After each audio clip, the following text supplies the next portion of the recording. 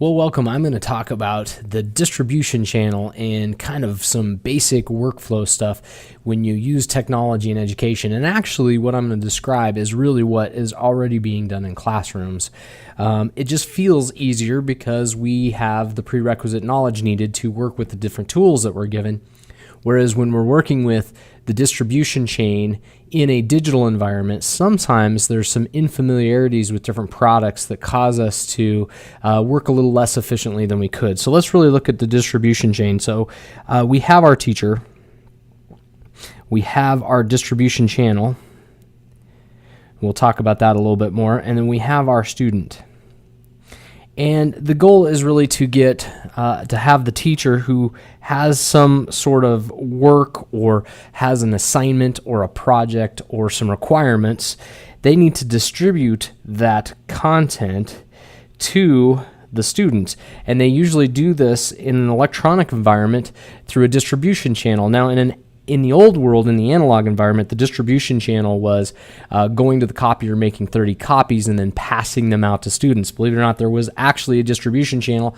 It just didn't feel like it very much because it's pretty easy, and we all have the prerequisite knowledge needed to go to the copy machine, make 30 copies, and spit them out. Unless you're like me and the copier doesn't work for me because it just never has. So now what I'm going to do is I've posted it to a distribution channel like this would be Edmodo, Schoology, iTunes University, could be a web page, could be a blog, someplace. I have taken this document and I have posted it to a place where now my students can go out and access that information. And notice this, that the distribution channel is kind of centralized. So the students typically go to the distribution channel and the teacher typically posts to the distribution channel. Now what happens is very unique. Once the student has got the information off the distribution channel, they bring it back. And if they're using an iPad, they're going to bring it back to their iPad or their laptop or their Android device, and they're going to start working with it. And that's when they're going to actually use applications to complete the work. So if it was a frog dissection, a virtual frog dissection, the assignment was passed up to the distribution chain, student read the assignment, figured out what they were supposed to do, they opened up an app on their device, they completed the project, they may have created a video, a worksheet, and now that they've created the content, they're going to go back out and they're going to usually post it to some sort of a distribution channel. So they're going to either need to submit this work via the distribution channel itself, or they're emailing it, which is part of the distribution chain, to the teacher. So there's this series of steps that happen.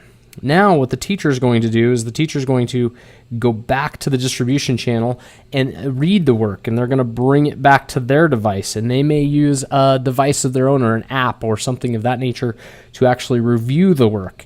And then once they've reviewed the work, the teacher is going to post the feedback, most often to the distribution channel, sometimes to the student themselves in the form of a great job or an attaboy. And what's going to happen now is the student is going to be evaluating whether or not there's a need to resubmit the work, whether or not there needs to be additional communication, maybe help.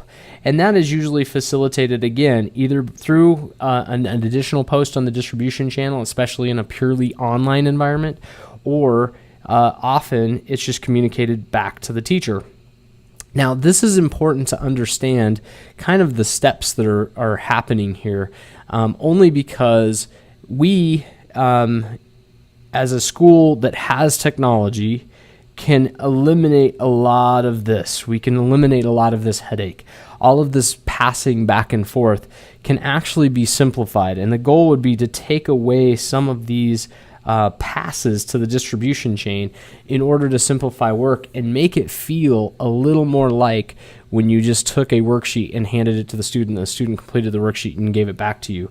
In order to get that sort of process back, we can do it. We just have to look at our distribution channel and really come up with some clever ways to make it better.